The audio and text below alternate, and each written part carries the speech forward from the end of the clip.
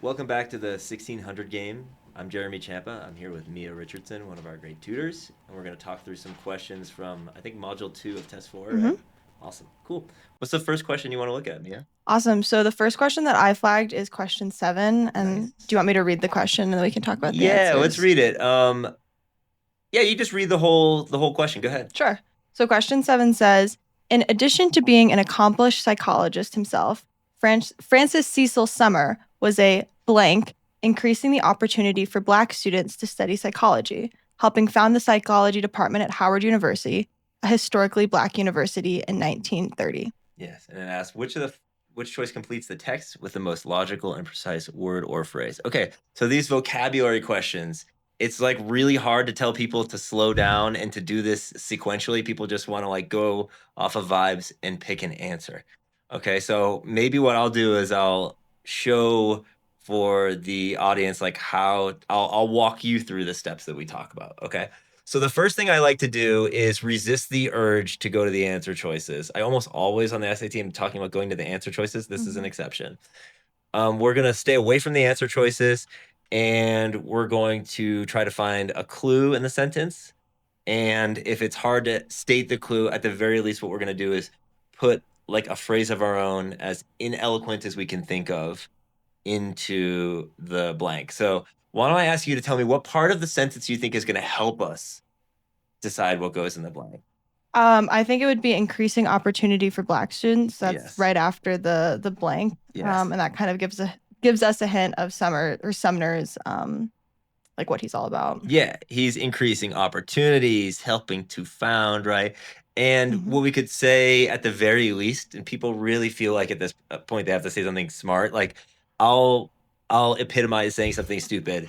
Uh Francis Cecil Sumner was a good thing. yeah. Good person. Okay. He was something good. Let's just say that. Right. And even just a positive, negative Right. connotation is sufficient. So, using just that information, Mia, what can we cross off as answer choices? We can cross off a distraction Yes. for because Yes. he's not taking away from these good things that they Yeah. talk about. Good. And I might even say, if we get more precise, let's say, okay, so he was like, he was, hmm, what word could even fit in there? He was a supporter of or someone who helped increase, hmm right? Okay. So something like a supporter or helped. Right. I think there's at least one other word that I know is wrong based on that. It What do would you be think? supplement too. Totally. Yes. Good. So now it's pretty, I don't know. I think both of these are pretty close because hmm proponent or beneficiary, and for a lot of students, they might be operating on less than perfect knowledge here, Right. right? So, let's pretend that we don't know perfectly what those words mean. We have Right. like some sense that beneficiary sounds like benefit, Right. right?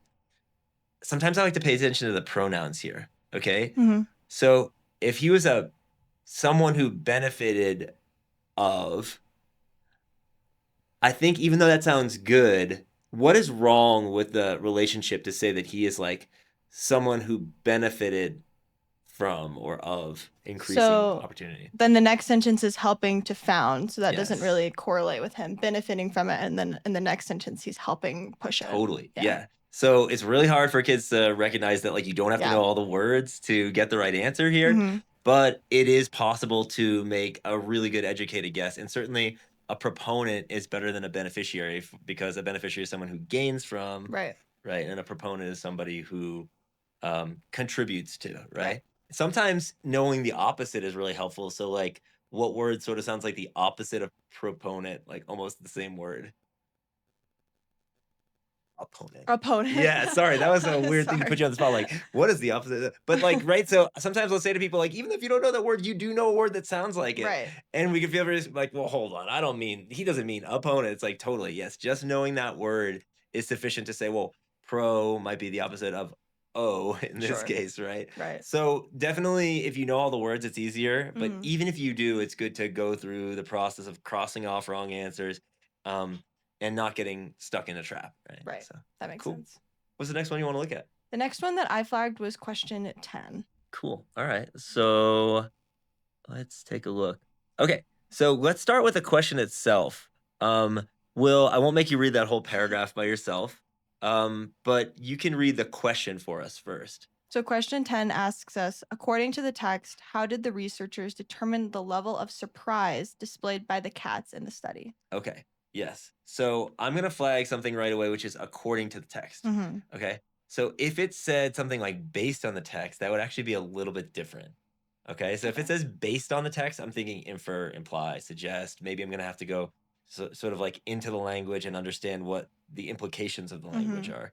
But according to the text should mean it's in there. Okay. So we'll read, but as soon as we feel like we're starting to get somewhere with each sentence, let's stop. I mean, we're going to read the whole thing, but I want to make use of each phrase instead of having to grab this whole bit of text. Right. Okay. So the level of surprise displayed by the cats, that's what we're thinking about. All right. I'll read sentence 1. You tell me if there's anything we can do with it. Even if it feels like something small, we'll do something. Okay.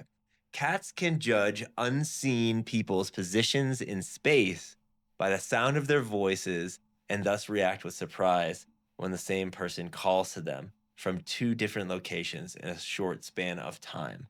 Okay. So, I don't know, give me something. I don't know if we can do much here, but like, what's the gist of this sentence? So off the bat, the word surprise is in there, which kind of flags us that this does go to like to what the question is asking us about. It's talking about when cats are surprised and specifically like the auditory reaction, interaction between or for cats. So we can kind of flag this and then keep our sort of eyes open for surprise and then that interacting with the auditory going forward. Yeah, I also just want to say that like if I don't read the question first, Right. so that I don't know what I'm asked to do, this sentence is interesting enough that I have all sorts of questions of my own. Right. Like I'm like, wait, what can cats do? Unseen people? Like what kind of people are we talking about? By the end of the sentence, I know what we're saying, not like ghosts or something, but I will say that, you know, if you don't know what the question is, and if you're anything like me, it's easy to get kind of, you know, into all the curiosities that emerge from the text, like, whoa, what's going on here, right? So yeah, let's look for the researchers and what they did for the level of surprise. You could read the next sentence for me if you don't mind. Saho and Tagaki. This is why I asked you to read it, because I was like, I'm not reading the name. No, I'm horrible with names. Yeah. And colleagues reached this conclusion by measuring the cat's level of surprise based on their ear and head movements, while the cats heard recordings of their owners' voices from 2 speakers spaced far apart. So obviously, we're hovering over something super important here. Right. They literally use the phrase level of surprise from the text. Okay. So let's see if we can get rid of at least an answer or 2, maybe something slam dunk. We won't make a final choice without reading what remains, but we're on to something. We should do something with it. Right. Okay, so let's take A. They watched how each cat moved its ears and head. Okay, is there some support for this answer? Yes, so it's right there in that sentence. Yeah, it just literally says based on their ears and head movements. Okay, cool. So I'm cool with that answer for now. What about B? Is there anything that we can use to get rid of B, or does it seem like even if it's not as on the nose, there's something you like about this answer? So they did examine how the cats reacted, but what flags B for me that might not be the right answer is they talk about a stranger, and then the sentence above talks about the owner's voices. So those 2 different people can eliminate B. Really smart. Yeah, really smart. So yeah, in this sentence, we've got like a fatal flaw, even though generally speaking, that's kind of what we were looking for. Just that last word, right? And we've talked about this before, you and I, like the end of the answer, that's where the challenge is for hard questions. Okay. So I'll read C. They studied how each cat physically interacted with its owner. I think we're both kind of like, that's probably wrong, right? So we'll move on to D. They tracked how each cat moved around the room. Okay. What do we think? Is there something that we can say about this answer that seems good, or is there... So we're 2 sentences in so far. We have an idea of sort of what they're measuring, and then in the second sentence, we know how they're measuring it. But I would keep this one because there's nothing explicitly like stranger where I'm like, that's not right. Yes. And I want to see what happens in the last few sentences. Yeah, I agree. And maybe I was even like with C, maybe I was like too flippant with that. I don't know. Is there something technically wrong with like physically? I guess physically fine, but interacted with its, it's more about the voices than you know, with the owner. Okay, so fine, we're getting rid of C. Um, all right, so I'll read this answer. There's no names in it, so I feel safe now to actually read it. Cats exhibited a lower level of surprise when owners' voices were played twice from the same speaker. Now I feel even more sure that Right. they're actually just recordings, not Right. the owners, right? But they showed a high level of surprise when the voice was played once from each of two different speakers. Right. Okay, so now I think we know which of these two is right. Right. Right. So we can eliminate D Yeah. because the cat's not moving in the room. Nice. Good. Yeah, really good. The cat's not moving at all. So we kind of suspend disbelief or like this Right. answer's possible, and then we keep reading. That was really good. Awesome, Mia. What's the next one you want to look at? Next one I flagged is question 12. Cool. All right. So why don't you read the question and then I'll read the text? Awesome. So question 12 says, the question 12 asks us, which quotation from Young Girl most effectively illustrates the claim? Yes. Okay, cool. So The Young Girl is a 1920 short story by Catherine Mansfield. In the story, the narrator takes an unnamed 17-year-old girl and her younger brother out for a meal. In describing the teenager, Mansfield frequently contrasts the character's pleasant appearance with her unpleasant attitude, as when Mansfield writes of the teenager. So, what's the big thing that people need to take away from that passage to do this question? Is the contrasting between Yes. pleasant appearance and unpleasant attitude. Yeah, very, very good. All right. And so we'll do the same thing. Sometimes I call this like a two-pass method. Like, Mhm. don't, even if you love A, it's like we Right. still are going to go figure out what else is going on. Right. All right. So I'll read A and you can tell me what you think.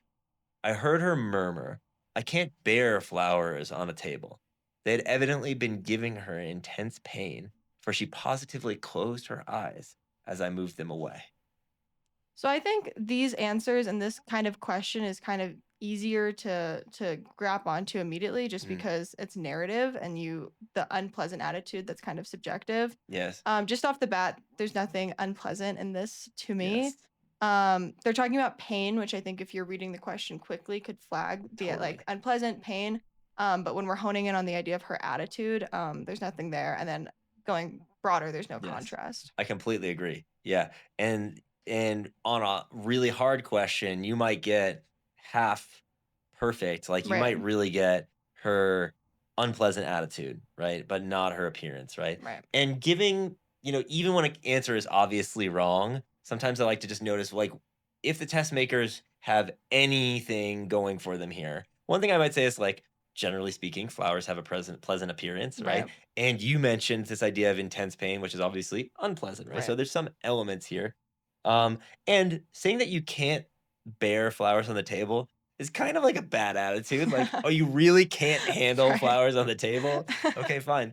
Yeah, all right, sweet. So I'll read B and you tell me what you think Sure. with this idea of contrast. While we waited, she took out a little gold powder box with a mirror in the lid, shook the poor little puff as though she loathed it, and dabbed her lovely nose. What do you think? So the first part that I noticed about this question and reading it is lovely nose because we finally start to talk about her appearance, which is in the original, or is what the text is asking us about. Yes, very good. And then there's this phrase, shook the poor little puff as though she loathed it. And that is much more Yes. clearly like bad attitude than, Yes. to me, not being able to Yes. stand flowers on the Yes, yeah, table. maybe it's okay if we don't like flowers. You're right. But yeah, the idea that she loathed it is clearly, some that by the way, also that's a hard word for some young Right. people, right? They're like, I don't know what that word means. And that's where we have to remind people that like, okay, you're looking to cross answers off. So Right. if you say, "Hey, I found something for pleasant appearance," and also there's this word I don't know. Well, okay, cool. That might be sufficient, particularly if C and D are wrong, right? Right. Okay, cool. I'll read C. Tell me what you think. I saw after that she couldn't stand this place a moment longer, and indeed, she jumped up and turned away while I went through the vulgar act of paying for the tea. So this one I think is similar to B in that like B says loathe, this one is like a vulgar act. Good. It's like this sort of flowery language that we don't always sort of know what it means in the Yes. context. What I would flag in this one is here the narrator is talking about themselves. So it's really Very good. the girl is present, but the narrator is the one doing stuff Yes. and doing the vulgar act. So I Yeah. think we can eliminate this one. Yeah, really good. Okay, we're getting rid of C. So D, she didn't even take her gloves off. She lowered her eyes and drummed on the table. When a faint violin sounded, she winced and bit her lip again. Silence. So this one, they're talking about her appearance, but Yes. it's not inherently pleasant. And Yes. then Winston biting her lip, again, it's pretty subjective, but that compared to shaking a little powder puff, I don't think really compares in terms of bad attitude. Totally, yeah. And the fact that, she acted in a certain way, I suppose like shaking something is physical, but then when it says she loathed it, that's talking about something internal, how she felt, right? Versus biting her lip, there's an implication of something, but there's no direct discussion Right. of the way she's acting or her inner self or something, right? So yeah, really good. We're done. We got B. That's the only answer that makes sense. Right. Good job. Let's see. What's the next one you want to look at? Let's look at 13. Cool. Okay, I get scared every time I see the charts. I do too. Okay, so we'll get through this, I promise. But I definitely want to just mention to folks that like some questions take longer than others. Okay, and so if you were to just do a quick calculation of how many minutes per question, and then you applied that to every question, this question would bother the heck out of you. Okay, so we've got a graph. You can rest assured that anybody whose graph ends up on the SAT is somebody who's gotten fired.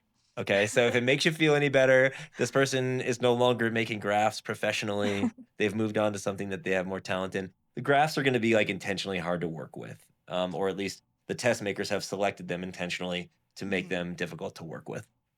Okay, so let's stay grounded in the question itself. So Mia, can you read the question itself for us? The question asks us, which choice most effectively uses the data from the graph to illustrate the claim? Okay, cool. So as soon as I read that, I'm thinking that parts of this text might not matter and parts may, right? Or at least there is a gradient. Some questions will matter more than others. Some sentences, right?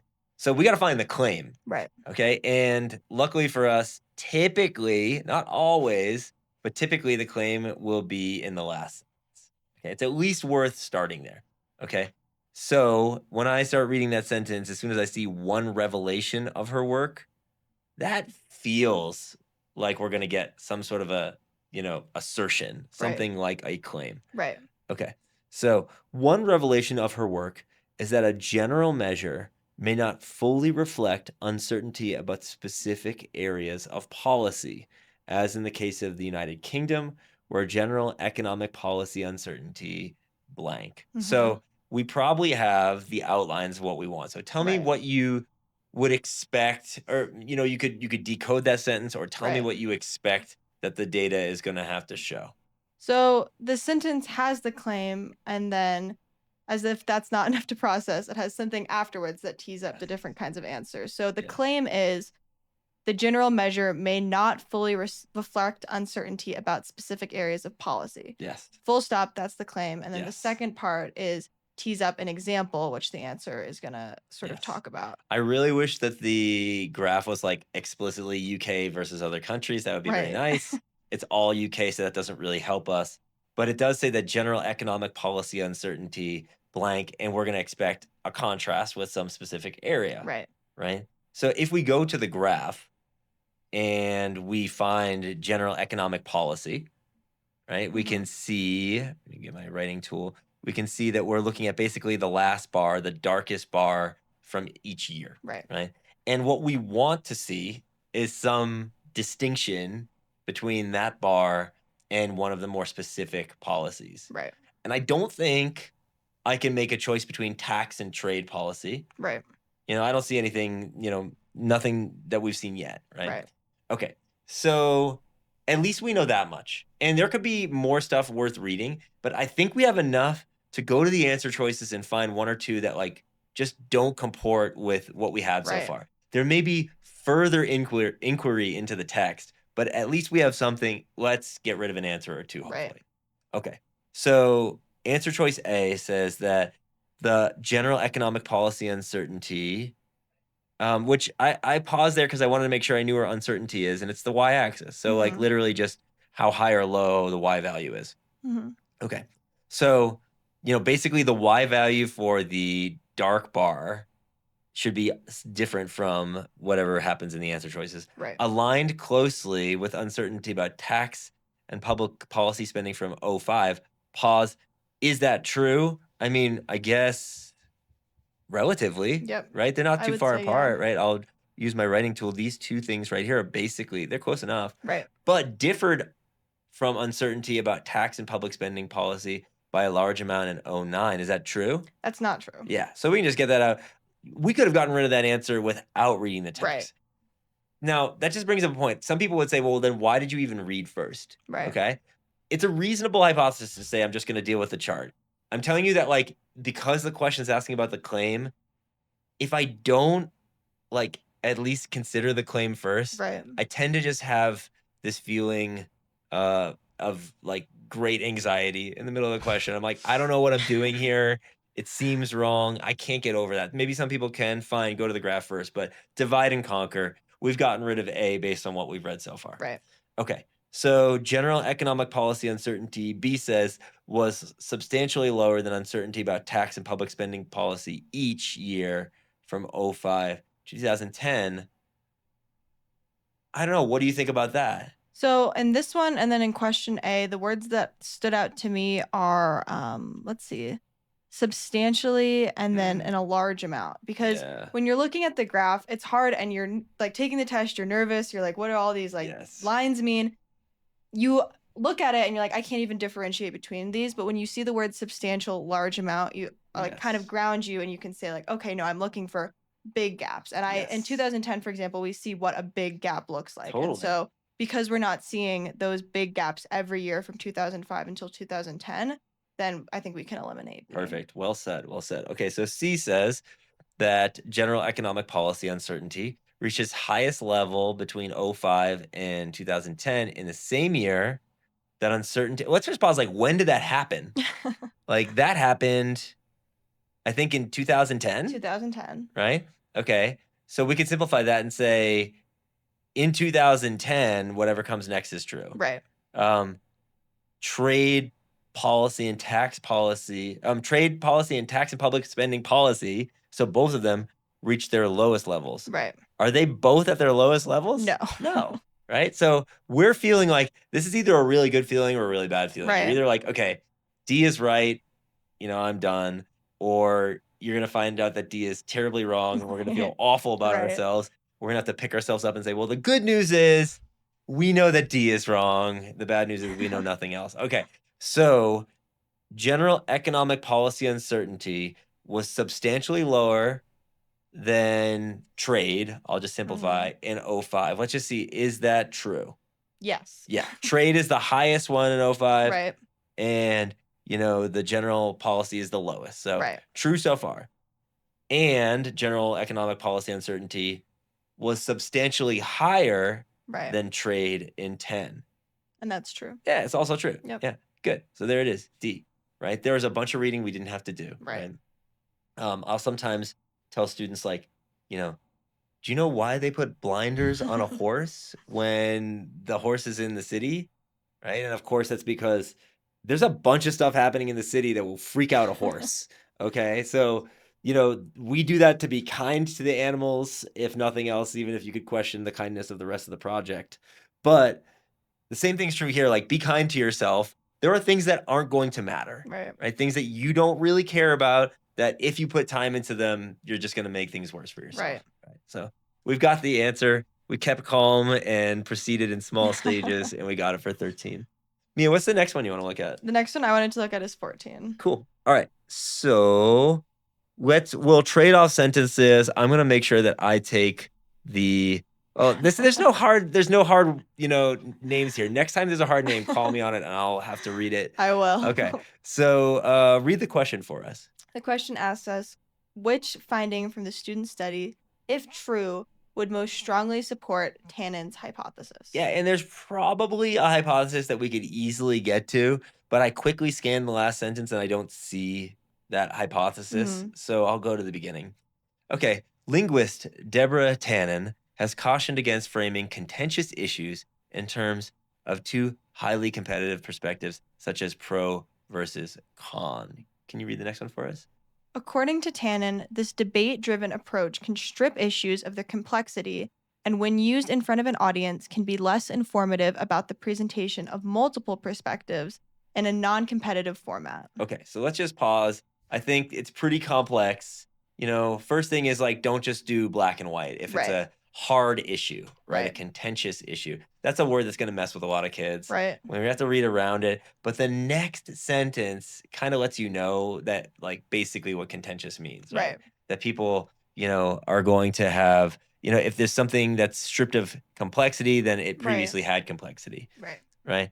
Okay, so the second sentence, how would you, as opposed to stripping it of complexity in this debate-driven approach, give people the simplified version of what the second half of that sentence says? So I think the second half of that sentence is saying that it gets rid of, I was going to say the nuance, but that's not really helping with the word's complexity. Yeah. It gets rid of the details, it gets rid of the character. Yes. And then they're kind of talking about how that applies. So when used in front of an audience, it's less helpful. Mhm. And then it gives sort of an alternative of Yes. multiple perspectives. Yeah, cool. So a non-competitive format. Now we can pause and just say, like, by the beginning of the next sentence, that's the hypothesis. Right. Right. So the hypothesis is, some version of there is an alternative that is more productive Right. than the competitive approach. Right. Right. Okay.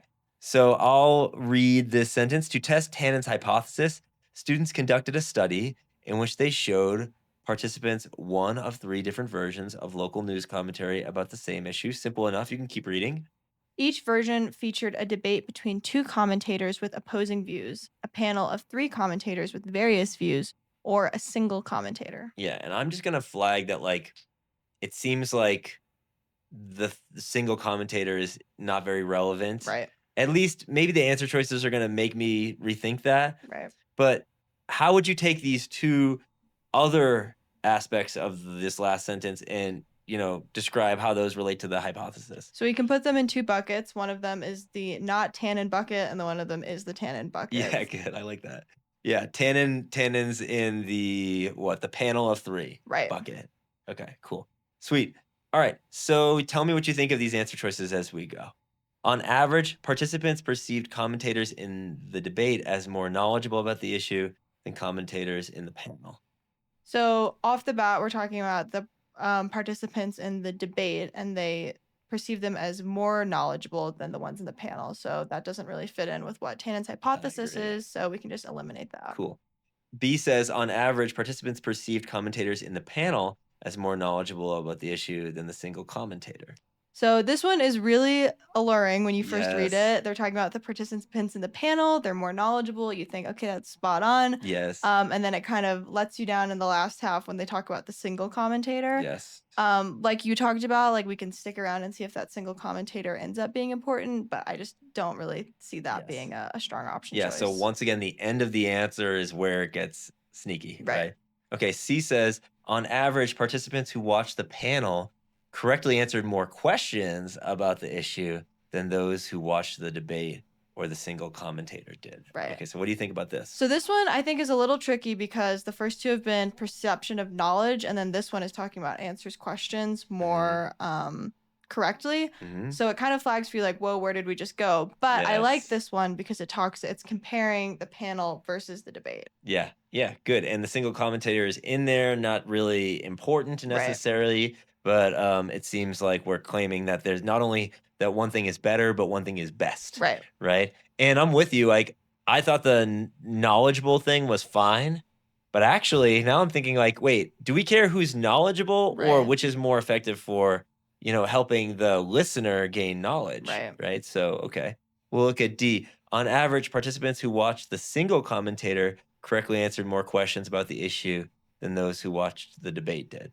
This is the same to me as B. We're at the end, and it's clearly a debate between the debater and the panel, so we can just eliminate this because it emphasizes the single commentator. Yep. So I think we like which one between B and C? I would say C. Yeah, I agree. For 2 reasons, the one that we flagged originally, and then also something that we didn't recognize as a problem until we started comparing things, or at least I didn't, which is the discussion of knowledgeable versus sort of effective. right? So yeah, really good. Awesome. What is the next one you want to look at? Next one that I flagged was 18. Okay, so you're skipping the Shakespeare on me. Fine, fine. All right, so we've got one challenge. Okay, cool. So here we're asked to logically complete the text. Okay, so people, this is the spot where it's really important to watch the transition. Mhm. Okay, so these actual tests will have fewer questions than the PDF. Like when Right. kids are taking the real test, I believe that there is 27 questions, Okay. and on this doc there is 33. Okay, so people want to pay attention to what games they're playing and when. All right, Right. so especially on module 2, if you're doing well, basically we're gonna remove a couple questions from each format, and they're gonna be the easier ones. Mhm. Okay, so we're talking about number 18. We would potentially see this question as early as, say, number 12, 13, 14, Right. somewhere in there. And you know that you've switched from reading to grammar when it asks you something like standard English conventions. Right. So we're still reading. We're not Right. worried about grammar yet. And that's important so that you can, make sure you know what you care about and what you don't. Okay, cool. So logically complete the text. Let's trade sentences here. So read sentence 1 for me, please.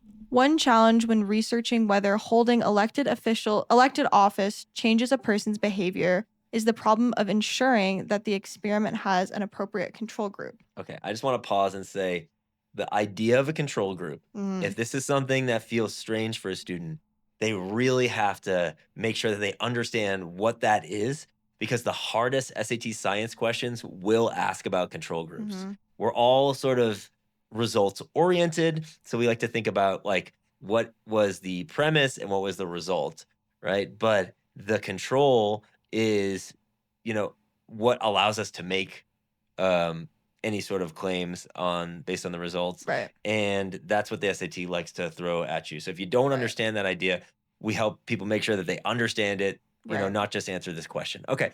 So we've got to make sure we have an appropriate controlled group dealing with these elected officials. Okay. I'll read sentence 2, and then you give me the sort of, cave person version of the answer. Okay. Or of the sentence. To reveal the effect of holding office, researchers must compare people who hold elected office with people who do not hold elected office, but who are otherwise similar to office holders. So, how would you describe that sentence? So this is kind of getting back to the idea of the control group at the Yes. beginning. We're comparing the effect of holding office, and it's people who are in office and then people who are not holding office but are doing the same kind of things or living the same kind of life and are Yes. otherwise similar. And that's why it's sort of difficult to have a control Totally. group. Social science is a challenge in this way. Okay, since researchers are unable to control which politicians win elections, they therefore, okay, this is definitely a hard one. Yeah. I actually don't like I remember reading this for the first time. If I Yeah. remember it, it's a good question. The first time I read this question, I just remember thinking, I have no idea what comes after therefore on my own. If Right. you asked me to fill this in, I feel like I could go 10 ways Right. with that. Okay. So we'll be really conservative about eliminating answers and just try to get rid of ones that are definitely wrong. Right. Okay. Okay. So we can't control who wins elections. The researchers, therefore, struggle to find valid data about the behavior of politicians who do not currently hold office. This is hard because it lines up perfectly with everything that was just in the text. Yes. But to me, it doesn't line up perfectly with what comes after the therefore. So they're talking Yes. about controlling which politicians are in office. And then this one is talking about people who are not currently in office Yes. and finding data about their behavior. Yeah, and if we drill down, sometimes I notice this happens not just for students, but for me, like you kind of get to the end of a complicated idea and it just feels like a mess. But if we just Mhm. hold on to this last phrase, like there are politicians who don't currently hold office. Right. We can find those people. Right. Right? Like that is possible. So to say that we can't find data about Mhm. that behavior, I mean, I don't know what that data is, but certainly there are people who you could label politicians who are no longer in office. So I'm with you. I think we can get rid Right. of this answer. And if, someone watching is like, I didn't see how to get rid of that answer, that's perfectly okay. You don't have to get rid of every answer, but let's get rid of it. Right. So for B, because we can't, I'm just going to tee it up every time. Since we can't control who wins elections, the researchers therefore can only conduct valid studies with people who have previously held office rather than people who presently hold office.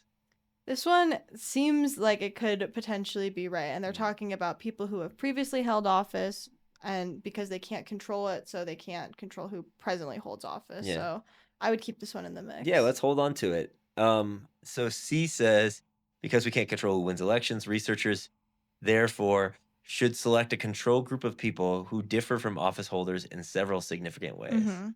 What do you think of this? I think this one doesn't ring out as true to me. They're going back to the control group, and they're talking back about people who don't hold office or who differ from office holders. So it just doesn't seem totally on point.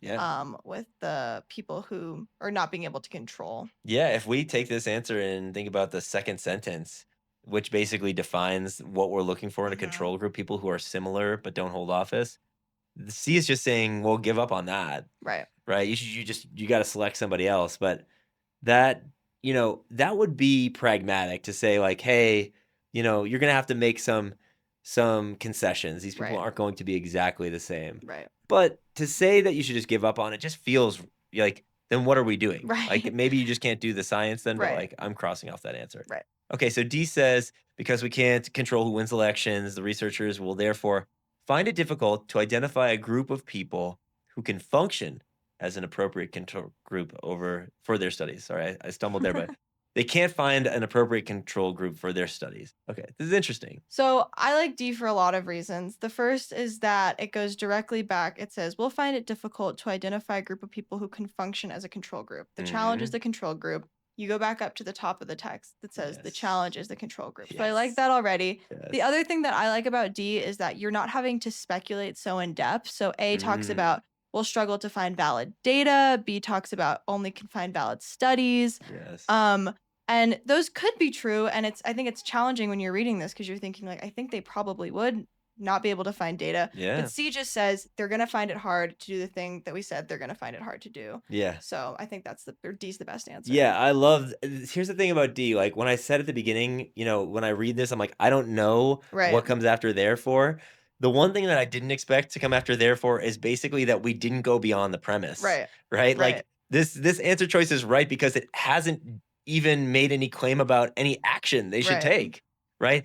D says, therefore, they have a problem. Right. Right? Like, and this is what to expect on the SAT. Like, my feeling of like, I need to figure out which of these four is a next logical step coming after the word therefore was actually part of the challenge of this question. That the right answer is, well, it's going to be hard, So if someone came to you and said, I have a problem, and then that person's, advice for you was like, yes, you do have a problem, you would feel very unsatisfied. And I feel pretty unsatisfied with this answer, but it is the best answer. And that's kind of something for people to get used to too on reading questions, right? The hardest ones, the best answer says very little.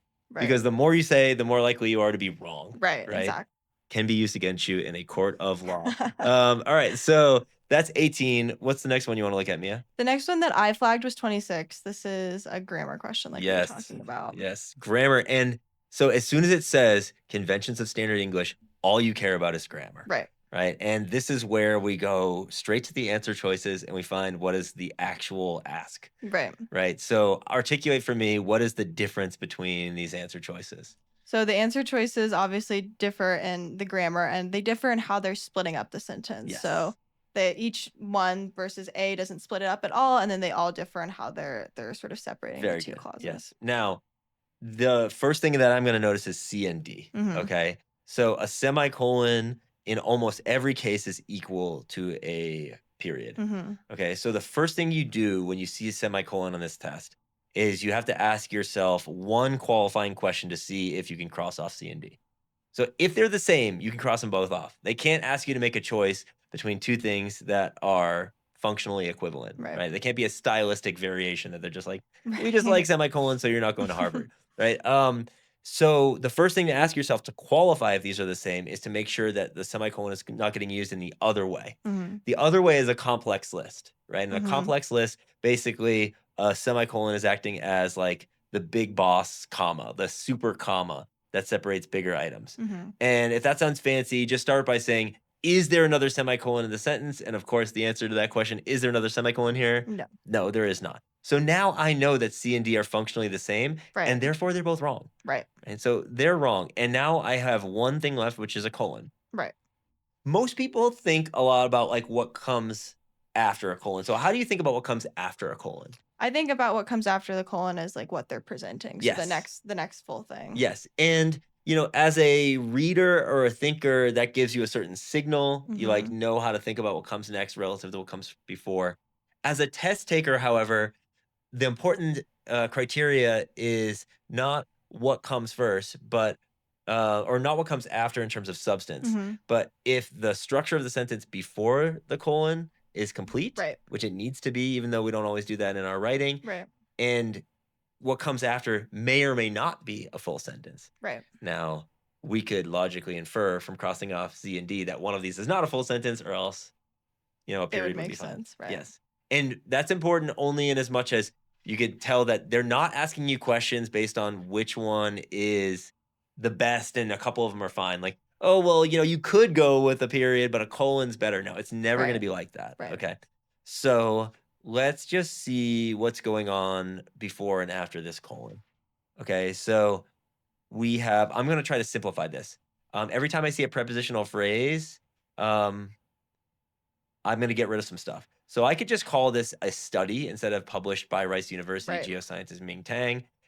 I don't have to know what year it is. I could just say a study offers a new explanation for the origin of Earth's continents. Right. Right. And the question is that a full sentence? What I'll tell people is the hey, guess what game. Have I showed you this one yet? Okay. The hey, guess what game is you say, hey, guess what? A study offers a new explanation for the origins of Earth's continents. Like, have I told you something? No. I've told you something. I have told you something. You're like, I haven't told you much. And this is kind of the point. I can do this with something that really feels like very little. So I could say something like, hey, guess what? What? Drive. Like, I've told you something, right? Now that it's counterintuitive for most people to recognize that the word drive in and of itself is a full sentence, right? Technically, it's a command, so technically it's a full sentence, right? So if I say, hey, guess what? A study offers an explanation. You could have 1,000 questions for me, right? But one of those questions would not be like, are you okay? Right? Like, if I split in the middle of the sentence on you and I said like, hey, guess what? A study published by Rice University geologist Ming Tang offers. You'd be like, Jeremy, did you have a stroke? Right? Are you okay? Like, what's going on? Right? So we can tell that that's a full sentence. And so the colon is valid. Right. Let's see what goes on afterwards. Geological structures called arcs, towering ridges that form when dense oceanic plate subducts under a less dense continental plate, melts in the mantle below, and then rises. Wow, there is so much here. We're going to have to break this down. Okay. So let me ask you a smaller question. We have this word melts. Okay. I wonder if we can find the subject for melts. Like, it could be, I guess it could be the ridges, but ridges melt. Right. Okay. So also structures. Right. Structures melt. Right. Okay. So what melts? What could be the singular word in this sentence? Is it the structures that melt? Structures would melt, but it says melts below, so it has to be singular. The geological? Yeah, geological. Maybe plate? Okay, plate. I think a plate melts. So when, this word when is going to be useful. When, basically after the word when, you're going to have something that could have been a full sentence, but has been subordinated. It's called a subordinate clause underneath the rest of the main clause. So you could actually say the dense oceanic plate subducts under a less dense continental plate. So the plate subducts, the plate melts, and then the plate rises. Okay. So if you look at everything after this, you could easily, now we can appreciate the power of crossing off C and D. Both of these, like, this looks like so much information that you just assume it's a full sentence. Right. But it actually isn't, because the simple sentence is geological structures called arcs. Mhm. And if I said, Mia, I have to tell you something, geological structures called arcs. Like, What? yeah, like, are you okay? Right? So, like, that is not a sentence, right? Right. Towering ridges, also not a sentence, right? So, all of that information below is not a full sentence. And then one last thing we should talk about with A, which is what happens if you leave these two words together. Right. Okay. So, the simple thing that took me a long time to learn to articulate to students is that punctuation, if it's not there, then the words right next to each other are collaborating. Mm-hmm. Okay. So are we trying to say continents geological? No. Like that's a nonsensical combination. Those Right. words are not collaborating meaningfully. So we should break them up. Right. And therefore the answer is B. Right. Okay. So that is a monster of a question. Okay. But notice how we get it down to 2 answer choices based on getting rid of the equivalencies in C and D. Right. And then we ask ourselves small questions like who or what melts, right? There's a lot of things that, the structures actually melt, right? Right. The arcs actually melt, I guess, but like technically, grammatically, the only thing that can, that we could say, singular melts was the plate. Right. Right. So it's a monster of a question. Okay, cool. What else did you have for me? I also flagged, let's see, I wanted to talk about 30. Okay, cool. Let's do it. Oh goodness. Which is the bullet point one. Yes. Yeah, these are no, I like these. I'm going to say I like these questions. I really like these. No. I will say however that for timing for students, it's usually worth mentioning to kids if you're struggling with time, these questions are worthy of your attention before you go and read some narrative in the middle of the text. Right. Right? Because like you can answer these questions fairly quickly even though it takes up a huge chunk of the page here. Okay. So read the blurb that amounts to a statement in question here right above the answer choices.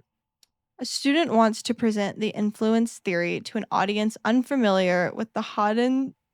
Oh, I did it to you It's again. No. always I this. should have done it. I should have done it myself. Okay. Can we cut this one and the last one? Is that possible? Yeah. Because I screwed up the last one enough that we'll do this one, then we'll go back and Gonna do the last one again. Yeah. Okay, what number was the last? The last one was number 26. 26. Yeah. I haven't done like that much test prep the last like couple weeks, and I'm finding out how like rusty I get if I don't talk about this stuff for a few days.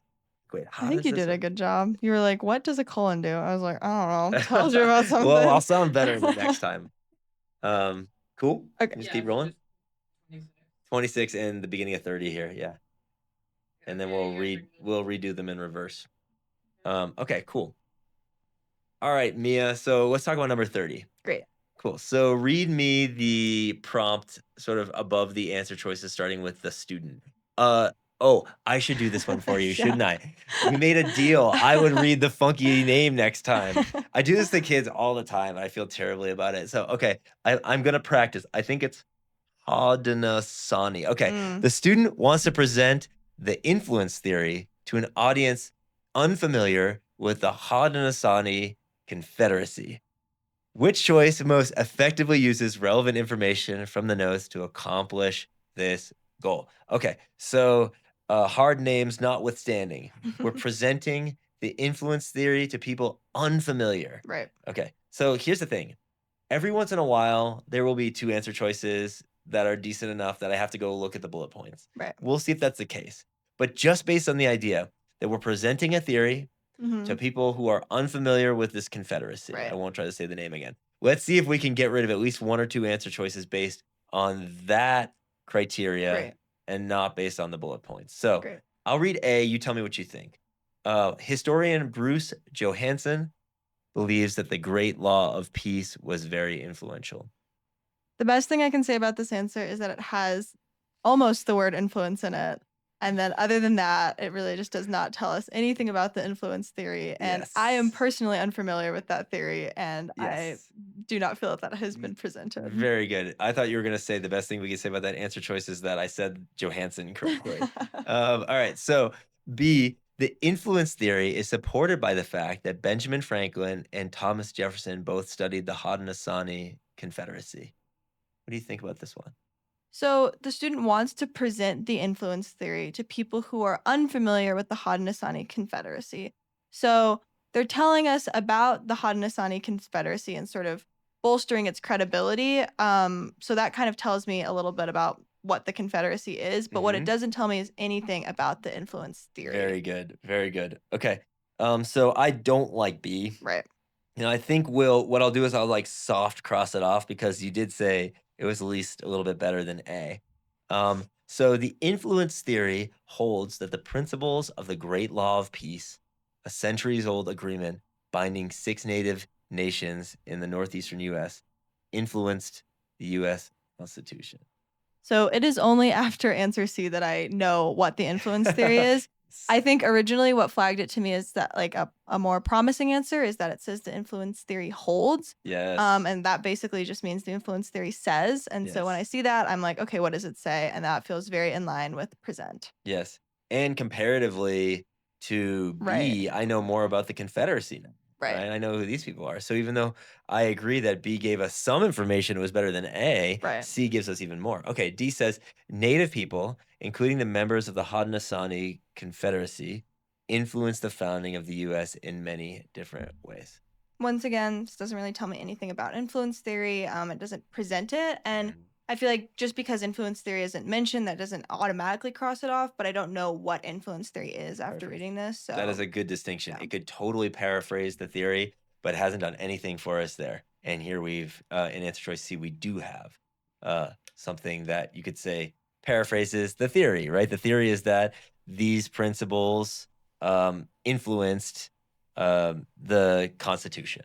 Right. So cool. Great. So oftentimes with the evidence sets, the challenge for people is half of it will give perfect evidence for half of what we want. And we have to remember that we're holding on to two things, right? We need to know about this Confederacy and about the theory, right? And notice, like, I mean, look, the hardest ones we'll have to consider the bullet points between two answer choices. But at least then we know what we're looking for and what distinctions we have to consider among the bullet points. It is a mistake to start at the top and say, once upon a time, while researching a topic, like, we don't care about those bullet points until we care, until we need to make a decision between answers. So really good. Okay, cool. And you wanted to do one of the grammar ones too. Yes, I flagged 26 to go over. Okay, cool. So let's see, 26. All right. So first thing is that it says conventions of standard English, right? And so students need to know as soon as it says that, you're switching gears. You're no longer doing reading. Now you're doing grammar stuff. Okay. So, the differences are obvious here, right? There's a difference between the punctuation in between those two words, and that's the only difference. Right. Okay, cool. So, do we have any indication of, let's say between C and D, is there anything that you notice about C and D that we can use to, make our work easier? Yeah, so something that stood out to me is that C has a semicolon and then D has a period. And in most cases, those are going to be doing the same thing. Yes. Good. So I think when I looked at this, you need to know whether the second thing after is like whether that functions differently. And then if they're the same thing, then we can just eliminate both. Yeah, exactly. So, the only time that we have to worry about the distinction between those two is if you have a semicolon working as a super comma. So if you have a list, basically what's happening is if you have a list with commas already in the items, you use semicolons to separate those items, right? So if I describe, 3, meals that I like, but as I describe those meals, I'm waxing poetic and using commas to describe elements of the meals, then the semicolons will go between the meals themselves, right? Right. So the question is, the only thing we have to do before crossing off C and D as functionally equivalent, separating two full sentences, is to see, is there another semicolon, right? That's the simplest version of the question. Is there a complex list? Is a more complicated question. Is there another semicolon? Is a simpler proxy. So is there? No. So we'll cross those two off. Okay, so now we have a colon or nothing at all. And there's plenty to say about both of these options. But let's start with what most people think of when they think of colon. So most people think about what comes after. Right. Why don't you tell us how you think about what comes after a colon? So I think of what comes after a colon as like a list or sort of explaining something, but with a full sentence I guess this is getting Yes. ahead with a full sentence before it. Yeah, exactly. And that's the key that we always have to remind kids of. And I'm glad you went there too. Like that's what actually matters for Right. us, right? When we're doing grammar, it's really tempting to think that we're, making value judgments about like the sort of meaning of the sentence. But basically, you could ask yourself the simple question, is there a full sentence first? If there Right. is, you've satisfied the conditions as far as the test is concerned. Okay. So my little, hey, guess what strategy is Right. going to work wonders here. Okay. So what I'm going to do is I'm going to try to simplify the sentence as much as possible, ending with the word continents, and see if I have a full sentence. Now, if someone doesn't know what the hey, guess what thing is, we'll show it to you first before we try it out here. Okay. So basically, it surprised me when I first started teaching this stuff. Okay. I started teaching when I was like 19, freshman in college, and I got put in front of a room.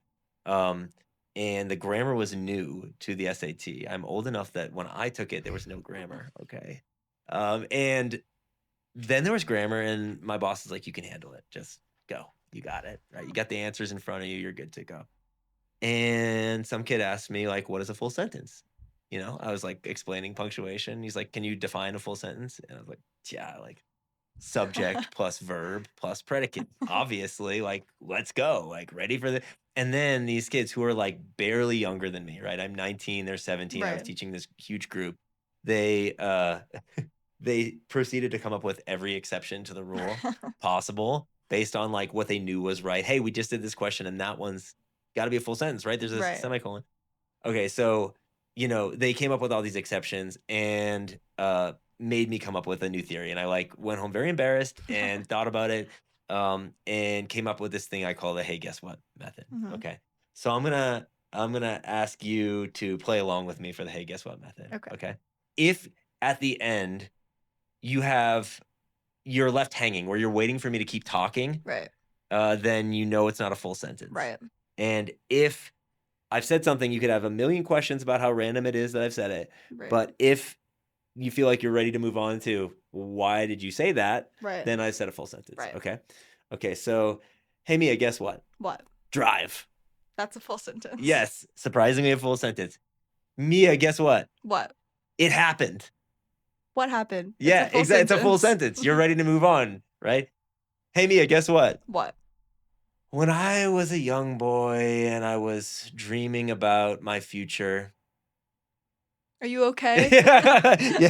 Yeah. Why haven't you told me yet? What's Right. going on, right? So that's the hey, guess what game. It's Right. way simpler because there are too many exceptions, as we saw with drive, right? Right. Drive had no express subject Right.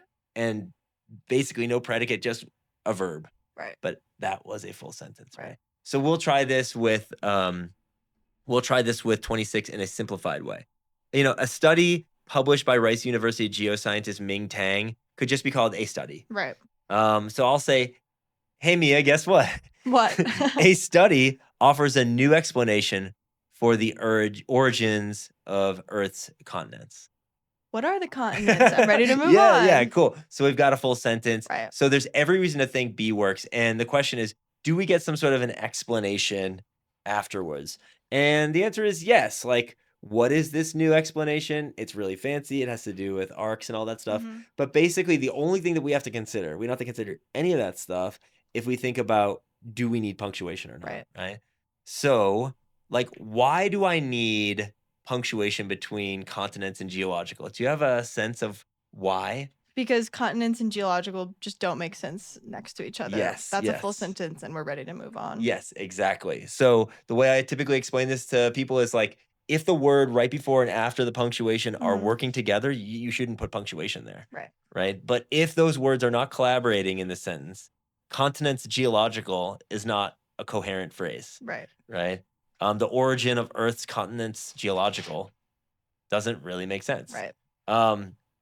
Cool. So we've gotten rid of all the wrong answers and we're down to B. So there we have it. Awesome. Great. All right. So that was a bunch of questions. I hope you guys found that helpful. We're doing this all the time in SAT lab, which is basically after dinner.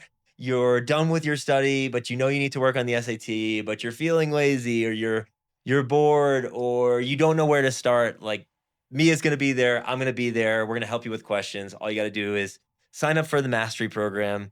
join SAT Lab any weeknight and maybe even weekends.